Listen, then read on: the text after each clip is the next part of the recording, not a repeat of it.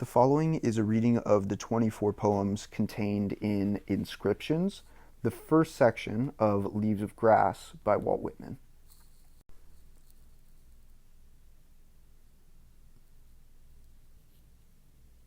One's self I sing. One's self I sing, a simple, separate person. Yet utter the word democratic, the word en masse. Of physiology from top to toe I sing. Not physiognomy alone, nor brain alone is worthy for the muse. I say the form complete is worthier far, the female equally with the male I sing. Of life immense in passion, pulse, and power, cheerful, for freest action formed under the laws divine, the modern man I sing. As I pondered in silence.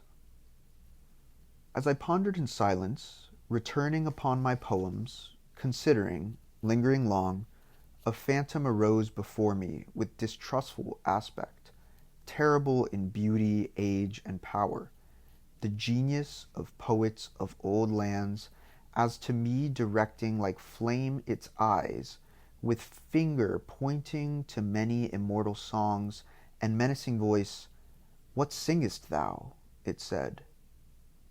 Knowest thou not there is but one theme for ever-enduring bards, and that is the theme of war, the fortune of battles, the making of perfect soldiers. Be it so, then I answered. I too, haughty shade, also sing war, and a longer and greater one than any, waged in my book with varying fortune, with flight, advance and retreat, victory deferred and wavering, yet methinks certain, or as good as certain at the last, the field, the world, for life and death, for the body and for the eternal soul, lo, I too am come, chanting the chant of battles, I above all promote brave soldiers.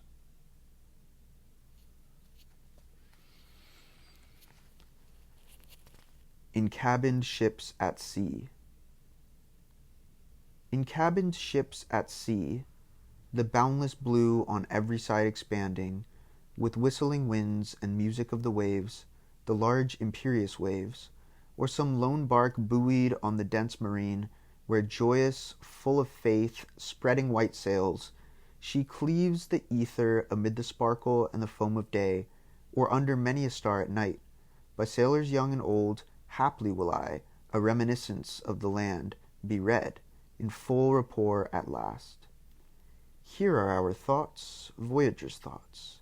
Here not the land, firm land, alone appears, may then by them be said, the sky o'erarches here, we feel the undulating deck beneath our feet, we feel the long pulsation, ebb and flow of endless motion, the tones of unseen mystery, the vague and vast suggestions of the briny world, the liquid flowing syllables, the perfume, the faint creaking of the cordage, the melancholy rhythm, the boundless vista and the horizon far and dim are all here, and this is Ocean's poem. Then falter not, O book, fulfill your destiny, you not a reminiscence of the land alone, you too as a lone bark cleaving the ether, purposed I know not whither, yet ever full of faith. Consort to every ship that sails, sail you, bear forth to them folded my love. Dear mariners, for you I fold it here in every leaf. Speed on, my book, spread your white sails, my little bark athwart the imperious waves, chant on, sail on, bear o'er the boundless blue from me to every sea, this song for mariners and all their ships.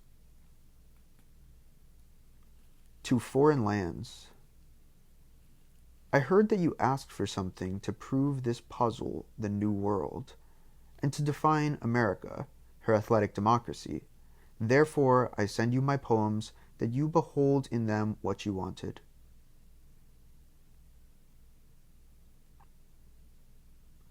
To a historian. You who celebrate bygones, who have explored the outward, the surfaces of the races, the life that has exhibited itself, who have treated of man as the creature of politics, aggregates, rulers and priests. I, habitant of the Alleghanies, treating of him as he is in himself, in his own rights, pressing the pulse of the life that has seldom exhibited itself, the great pride of man in himself, chanter of personality, outlining what is yet to be, I project the history of the future.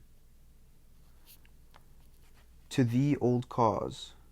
To thee, old cause, thou peerless, passionate good cause, thou stern, remorseless, sweet idea, deathless throughout the ages, races, lands, after a strange, sad war, great war for thee.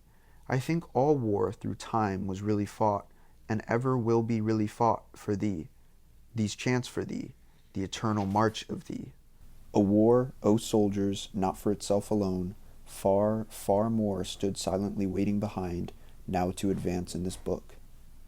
Thou orb of many orbs, thou seething principle, thou well-kept, latent germ, thou center, around the idea of thee the war revolving, with all its angry and vehement play of causes, with vast results to come for thrice 1,000 years. These recitatives for thee, my book and the war are one, merged in its spirit, I and mine, as the contest hinged on thee. As a wheel on its axis turns, this book unwitting to itself, around the idea of thee. Eidolons. I met a seer, passing the hues and objects of the world, the fields of art and learning, pleasure, sense, to glean eidolons. Put in thy chants, said he, no more the puzzling hour nor day, nor segments, parts. Put first before the rest, as light for all and entrance song of all, that of eidolons. Ever the dim beginning, ever the growth, the rounding of the circle, ever the summit and the merge at last, to surely start again. Eidolons, eidolons. Ever the mutable, ever materials, changing, crumbling, recohering, even the ateliers, the factories divine, issuing eidolons. Lo, I or you, or woman, man, or state, known or unknown, we seeming solid wealth, strength, beauty build, but really build eidolons. The ostent evanescent, the substance of an artist's mood or savant's studies long, or warrior's, martyr's, hero's toils, to fashion his eidolon. Of every human life, the units gathered, posted, not a thought, emotion, deed left out, the whole or large or small summed added up in its eidolon. The old urge, based on the ancient pinnacles, low, newer, higher pinnacles, from science and the modern still impelled, the old urge, eidolons. The present, now and here, America's busy, teeming, intricate whirl of aggregate and segregate, for only thence releasing today's eidolons.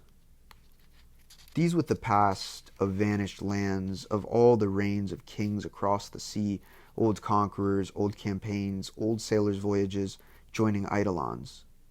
Densities, growth, facades, strata of mountains, soils, rocks, giant trees, far born, far dying, living long to leave, eidolons everlasting. Exalté, rapt, ecstatic, the visible but their womb of birth, of orbic tendencies to shape and shape and shape, the mighty earth eidolon. All space, all time, the stars, the terrible perturbations of the suns, swelling, collapsing, ending, serving their longer, shorter use, filled with eidolons only. The noiseless myriads, the infinite oceans where the rivers empty, the separate, countless free identities like eyesight, the true realities, eidolons. Not this the world, nor these the universes, they the universes, purport and end, ever the permanent life of life, eidolons, eidolons. Beyond thy lectures, learned professor, beyond thy telescope or spectroscope, observer keen, beyond all mathematics, beyond the doctor's surgery, anatomy, beyond the chemist with his chemistry, the entities of entities, eidolons. Unfixed, yet fixed, ever shall be, ever have been and are, sweeping the present to the infinite future, eidolons, eidolons, eidolons. The prophet and the bard shall yet maintain themselves in higher stages yet, shall mediate to the modern, to democracy, interpret yet to them, God and eidolons. And thee, my soul, joys, ceaseless exercises, exaltations, thy yearning amply fed at last, prepared to meet thy mates, eidolons. Thy body permanent, the body lurking there within thy body, the only purport of the form thou art, the real I myself, an image, an eidolon. Thy very songs not in thy songs, no special strains to sing, none for itself, but from the whole resulting, rising at last and floating, a round full-orbed eidolon. For him I sing. For him I sing, I raise the present on the past. As some perennial tree out of its roots, the present on the past. With time and space I him dilate and fuse the immortal laws, to make himself by them the law unto himself. When I read the book. When I read the book, the biography famous, and is this then, said I, what the author calls a man's life? And so will someone, when I am dead and gone, write my life, as if any man really knew aught of my life. Why, even I myself, I often think, know little or nothing of my real life, only a few hints, a few diffused faint chews and indirections I seek for my own use to trace out here. Beginning my studies. Beginning my studies, the first step pleased me so much. The mere fact consciousness, these forms, the power of motion, the least insect or animal, the senses, eyesight, love. The first step, I say, awed me and pleased me so much, I have hardly gone and hardly wished to go any farther, but stop and loiter all the time to sing it in ecstatic songs. Beginners. How they are provided for upon the earth, appearing at intervals. How dear and dreadful they are to the earth. How they inure to themselves as much as to any. What a paradox appears their age. How people respond to them, yet know them not. How there is something relentless in their fate all times. How all times mischoose the object of their adulation and reward. And how the same inexorable price must still be paid for the same great purchase. To the States. To the States, or any one of them, or any city of the States, resist much, obey little. Once unquestioning obedience, once fully enslaved, no nation, state, city of this earth, ever afterward resumes its liberty. On journeys through the States. On journeys through the States we start, I, through the world, urged by these songs, sailing henceforth to every land, to every sea, we willing learners of all, teachers of all, and lovers of all. We have watched the seasons dispensing themselves and passing on, and have said, why should not a man or woman do as much as the seasons, and effuse as much? We dwell a while in every city and town. We pass through Canada, the Northeast, the vast valley of the Mississippi, and the southern states. We confer on equal terms with each of the states. We make trial of ourselves, and invite men and women to hear. We say to ourselves, remember, fear not, be candid, promulge the body and the soul. Dwell a while and pass on. Be copious, temperate, chaste, magnetic, and what you effuse may then return as the seasons return, and may be just as much as the seasons. To a certain cantatrice. Here, take this gift. I was reserving it for some hero, speaker, or general, one who should serve the good old cause, the great idea, the progress and freedom of the race, some brave confronter of despots, some daring rebel. But I see that what I was reserving belongs to you just as much as to any. Me imperturbe. Me imperturbe, standing at ease in nature, master of all or mistress of all, a plum in the midst of irrational things, imbued as they, passive, receptive, silent as they, finding my occupation, poverty, notoriety, foibles, crimes, less important than I thought. Me toward the Mexican Sea, or in the Mannahatta, or the Tennessee, or far north or inland. A riverman, or a man of the woods, or of any farm life of these states, or of the coast, or the lakes, or Canada.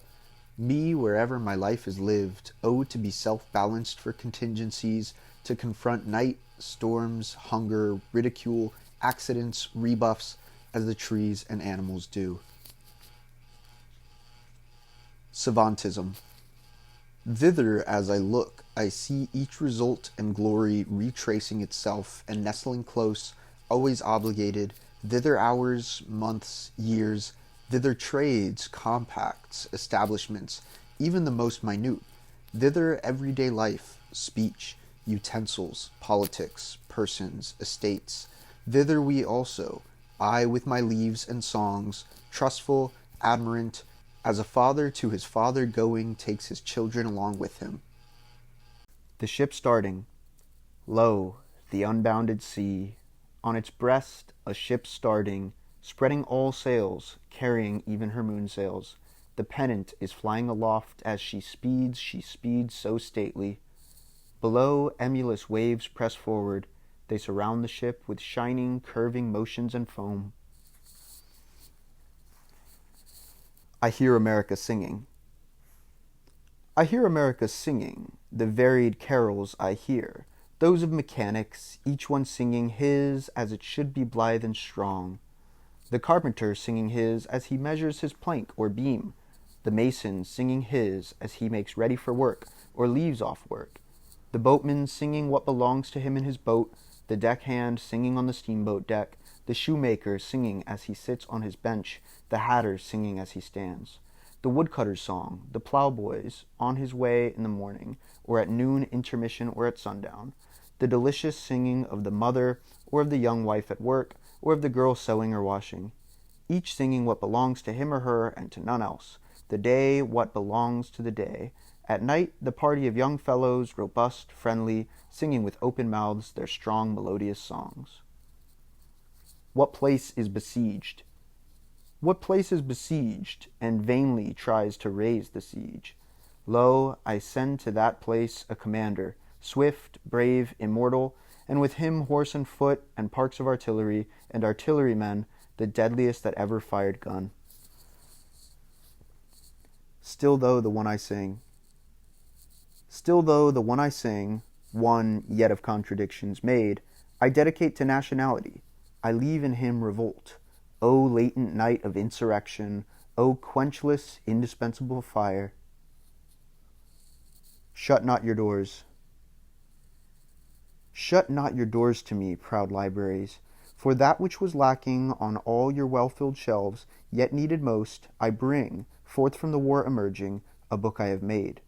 The words of my book nothing, the drift of it everything, a book separate, not linked with the rest, nor felt by the intellect, but you ye untold latencies will thrill to every page.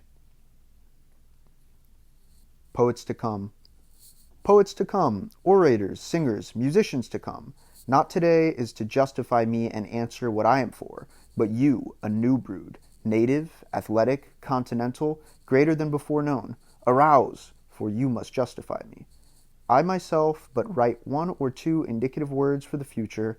I but advance a moment only to wheel and hurry back in the darkness. I am a man who, sauntering along without fully stopping, turns a casual look upon you and then averts his face, leaving it to you to prove and define it, expecting the main things from you. To you, stranger, if you passing meet me and desire to speak to me, why should you not speak to me, and why should I not speak to you? Thou reader, throbbest life and pride and love the same as I. Therefore, for thee, the following chants.